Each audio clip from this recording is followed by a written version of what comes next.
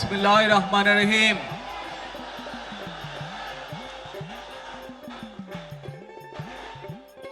প্রিয় বাংলাদেশ, উপস্থিত প্রিয় মুরব্বীবর্গ, মঞ্চে উপস্থিত জাতীয় নেতৃবৃন্দ,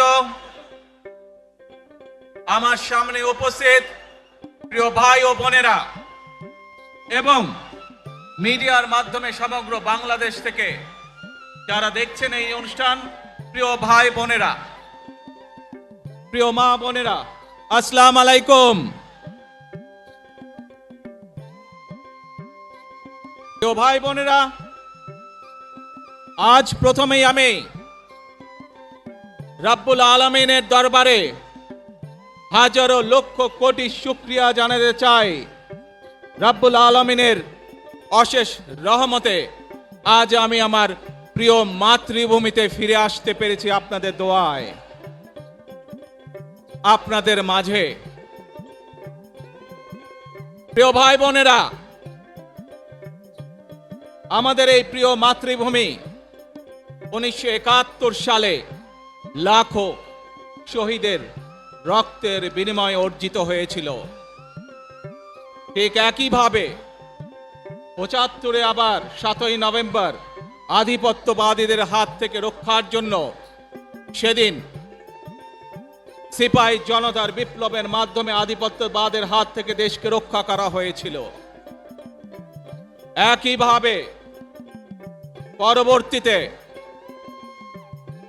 90-এর স্বৈরাচারের বিরুদ্ধে এদেশের জনগণ, এদেশের খেটে খাওয়া মানুষ তাদের গণতান্ত্রিক অধিকারকে ছিনিয়ে এনেছিল।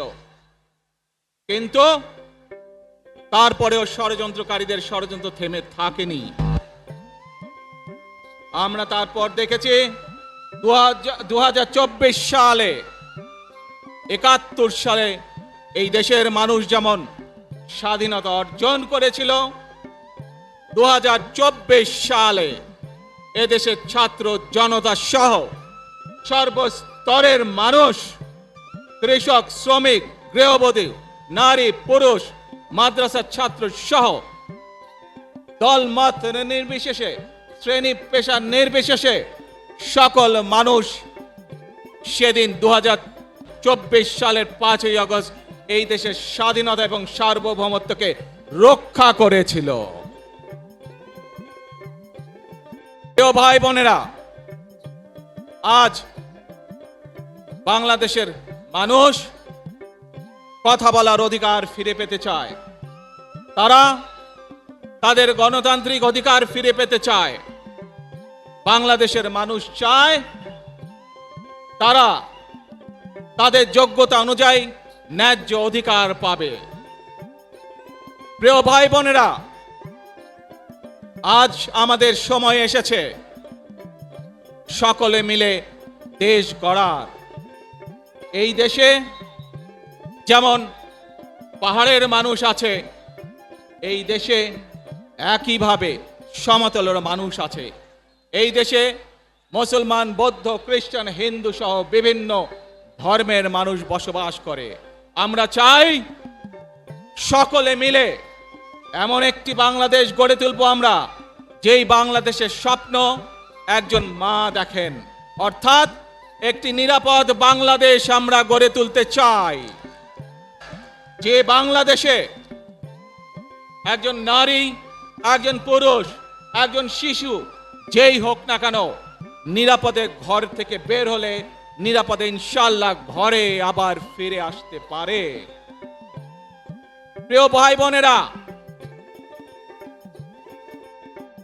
এই দেশের জনসংখ্যার অর্ধেক নারী, 4 কোটিরও বেশি তরুণ প্রজন্মের সদস্য, 5 কোটির মতন শিশু,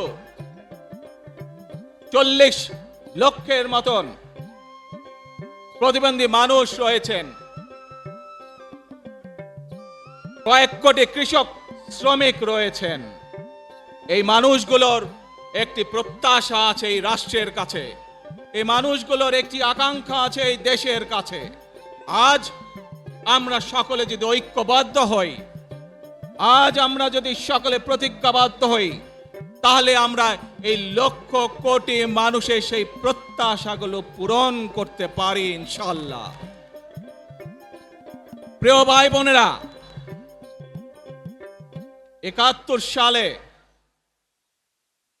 আমাদের শহীদরা নিজের জীবন উৎসর্গ করেছিলেন এই রকম একটি বাংলাদেশ গঠনের জন্য। বিগত 15 বছর স্বৈরাচারের বিরুদ্ধে শত শত হাজারো গুম খুনের শিকার হয়েছে শুধু রাজনৈতিক দলের সদস্য নয়, নিরীহ মানুষের প্রতিবাদ করতে গিয়ে অত্যাচার নির্যাতনের শিকার হয়েছে, জীবন দিয়েছে। 2024 সাল মাত্র সেদিনের ঘটনা। কিভাবে আমরা দেখেছি আমাদের তরুণ প্রজন্মের সদস্যরা কিভাবে নিজের জীবন উৎসর্গ করেছে দেশের এই স্বাধীনতা এবং সার্বভৌমত্বকে রক্ষা করার জন্য। প্রিয় ভাই বোনেরা, কয়েকদিন আগে এই বাংলাদেশের 24 আন্দোলনের এক সাহসী প্রজন্মের এক সাহসী সদস্য ওসমান হাদিকে হত্যা করা হয়েছে। ওসমান হাদি শহীদ হয়েছে। প্রিয় ভাই বোনেরা, ওসমান হাদি চেয়েছিল এই দেশের মানুষের জন্য গণতন্ত্র প্রতিষ্ঠিত হোক, এই দেশের মানুষের গণতান্ত্রিক অধিকার প্রতিষ্ঠিত হোক, এই দেশের মানুষ তাদের গণতান্ত্রিক এবং অর্থনৈতিক অধিকার ফিরে পাক। আজ 24 আন্দোলনে যারা শহীদ হয়েছেন, ওসমান হাদি সহ 71 যারা শহীদ হয়েছেন, বিগত স্বৈরাচারের সময় বিভিন্নভাবে খুন গুমের শিকার হয়েছেন, এই মানুষগুলোর রক্তের ঋণ যদি শোধ করতে হয়, আসুন আমরা আমাদের সেই প্রত্যাশিত বাংলাদেশ গড়ে তুলব, যেখানে আমরা সকলে মিলে কাজ করব, যেখানে আমরা সকলে মিলে আমাদের প্রত্যাশিত বাংলাদেশকে গড়ে তুলব। প্রিয় ভাই বোনেরা, বিভিন্ন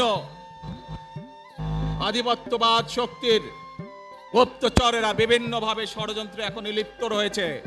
আমাদেরকে ধৈর্যশীল হতে হবে, আমাদেরকে ধৈর্য ধারণ করতে হবে। বিশেষ করে তরুণ প্রজন্মের যে সদস্যরা আছেন, আপনারাই আগামী দিন দেশকে নেতৃত্ব দিবেন, দেশকে গড়ে তুলবেন। এই দায়িত্ব তরুণ প্রজন্মের সদস্যদেরকে আজ গ্রহণ করতে হবে, যাতে করে এই দেশকে আমরা সুন্দরভাবে গড়ে তুলতে পারি। শক্ত ভিত্তির উপরে গণতান্ত্রিক ভিত্তি, শক্তিশালী অর্থনৈতিক ভিত্তির উপরে যাতে এই দেশকে আমরা গড়ে তুলতে পারি। প্রিয় ভাই বোনেরা, আমার সাথে আজকে মঞ্চে এখানে বহু জাতীয় নেতৃবৃন্দ বসে আছেন। আসুন আজকে আমরা দুহাত তুলে আল্লাহর দরবারে দোয়া করে আল্লাহর রহমত আমরা চাই। যে সকল জাতীয় নেতৃবৃন্দ এই মঞ্চে আছেন, মঞ্চের বাইরে যে সকল জাতীয় আরো নেতৃবৃন্দ আছেন, আমরা সকলে মিলে এই দেশকে নেতৃত্ব দিয়ে আমাদের বাংলাদেশের জনগণের প্রত্যাশিত সেই বাংলাদেশকে আমরা গড়ে তুলতে চাই। আমাদেরকে যে কোনো মূল্যে আমাদেরকে এই দেশের শান্তি শৃঙ্খলা রক্ষা করতে হবে। যে কোনো উস্কানির মুখে আমাদেরকে ধীর শান্ত থাকতে হবে। প্রিয় ভাই বোনেরা, আমরা দেশের শান্তি চাই, আমরা দেশের শান্তি চাই, আমরা দেশের শান্তি চাই। প্রিয় ভাই বোনেরা, মার্টিন লুথার কিং নাম শুনেছেন না আপনারা? নাম শুনেছেন তো আপনারা? মার্টিন লুথার কিং, তার একটি বিখ্যাত ডায়লগ আছে, আই হ্যাভ এ ড্রিম। আজ এই বাংলাদেশের মাটিতে দাঁড়িয়ে আপনাদের সকলের সামনে আমি বলতে চাই, বাংলাদেশ জাতীয়তাবাদী দলের একজন সদস্য হিসাবে আপনাদের সামনে আমি বলতে চাই, I have a plan for the people of my country, for my country. আজ এই পরিকল্পনা দেশের মানুষের স্বার্থে, দেশের উন্নয়নের জন্য, দেশের মানুষের ভাগ্যের পরিবর্তনের জন্য যদি সেই প্ল্যান, সেই কার্যক্রম, সেই পরিকল্পনাকে বাস্তবায়ন করতে হয়, প্রিয় ভাই বোনেরা, এই জনসমুদ্রে যত মানুষ উপস্থিত আছেন, এই সারা বাংলাদেশে গণতন্ত্রের শক্তি যত মানুষ উপস্থিত আছেন, প্রত্যেকটি মানুষের সহযোগিতা আমার লাগবে। প্রত্যেকটি মানুষের সহযোগিতা আমাদের লাগবে। আপনারা যদি আমাদের পাশে থাকেন, আপনারা যদি আমাদেরকে সহযোগিতা করেন, ইনশাআল্লাহ আমরা আই হ্যাভ এ প্ল্যান বাস্তবায়ন করতে সক্ষম হব। আসুন আমরা আল্লাহ রাব্বুল আলামিনের দরবারে হাত তুলে প্রার্থনা করি, আমরা জানো হে রাব্বুল আলামিন, হে একমাত্র মালিক, হে একমাত্র পরওয়ারদিগার, হে একমাত্র রহমত দানকারী, হে একমাত্র সাহায্যকারী, আজ আপনি যদি আমাদেরকে রহমত দেন, তাহলে আমরা এই দেশের মানুষ কঠোর পরিশ্রম করার মাধ্যমে আমাদের প্রত্যাশিত বাংলাদেশকে গড়ে তুলতে পারবো। আজ যদি আল্লাহর রহমত এই দেশ এবং এই দেশের মানুষের পক্ষে থাকে, আল্লাহর সাহায্য, আল্লাহর দয়া এই দেশের মানুষের উপরে, এই দেশের উপরে থাকে, ইনশাআল্লাহ আমরা আমাদের প্রত্যাশিত বাংলাদেশ গড়ে তুলতে সক্ষম হব।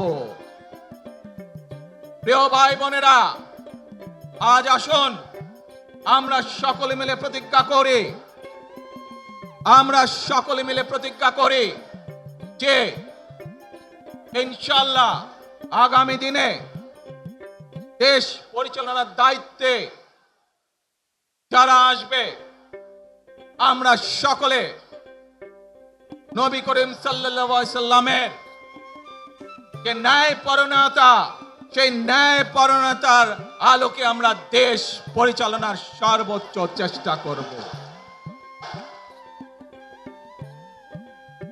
প্রিয় ভাই বোনেরা, আজ আপনারা জানেন এখান থেকে আমি আমার মা দেশনেত্রী খালেদা জিয়ার কাছে যাব।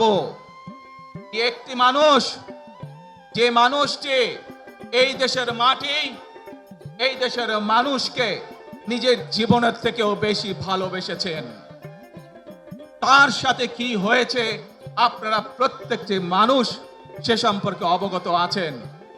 সন্তান হিসাবে আপনাদের কাছে আমি চাইবো, আজ আল্লাহর দরবারে আপনারা দোয়া করবেন যাতে আল্লাহ ওনাকে তৌফিক দেন, উনি যাতে সুস্থ হতে পারেন।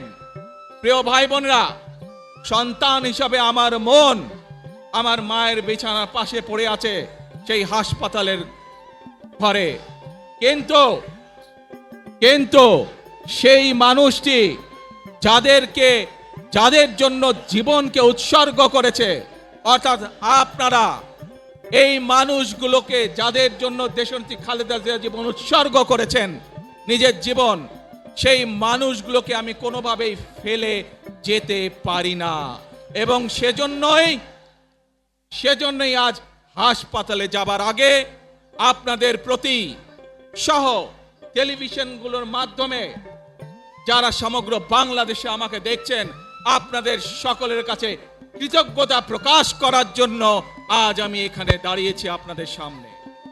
প্রিয় ভাই বোনেরা, আসুন আমাদেরকে আজকে নিশ্চিত করতে হবে, আমরা যে ধর্মের মানুষ হই, আমরা যে শ্রেণীর মানুষ হই, আমরা যে দলেরই রাজনৈতিক দলের সদস্য হই অথবা একজন নির্দলীয় ব্যক্তি হই, আমাদেরকে নিশ্চিত করতে হবে যে কোনো মূল্যে আমরা আমাদের এই দেশের শান্তি শৃঙ্খলাকে ধরে রাখতে হবে।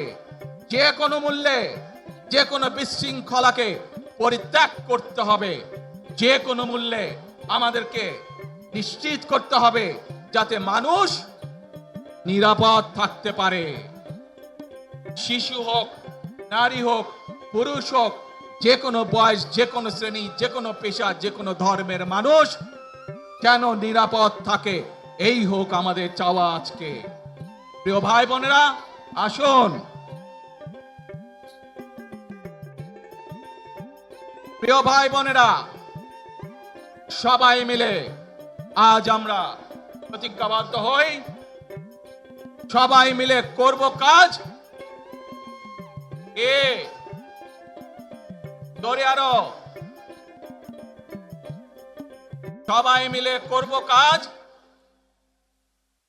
কর্মমদের বাংলাদেশ। ইনশাআল্লাহ আপনাদের সকলের কাছে দোয়া আছে, আবারও সকলকে যে কোনো মূল্যে দেশে শান্তি শৃঙ্খলা রক্ষার আহ্বান জানিয়ে যে কোনো বিশৃঙ্খলাকে পরিহার করে ধৈর্যের সাথে মোকাবেলা করার আহ্বান জানিয়ে আমার বক্তব্য শেষ করছি। আবারও আপনাদের কাছে কৃতজ্ঞতা প্রকাশ করছি আজকে আমাকে এইভাবে বরণ করে নেওয়ার জন্য। আল্লাহ হাফেজ। বাংলাদেশ জিন্দাবাদ, বাংলাদেশ জাতীয়তাবাদী দল জিন্দাবাদ। আসসালামু আলাইকুম।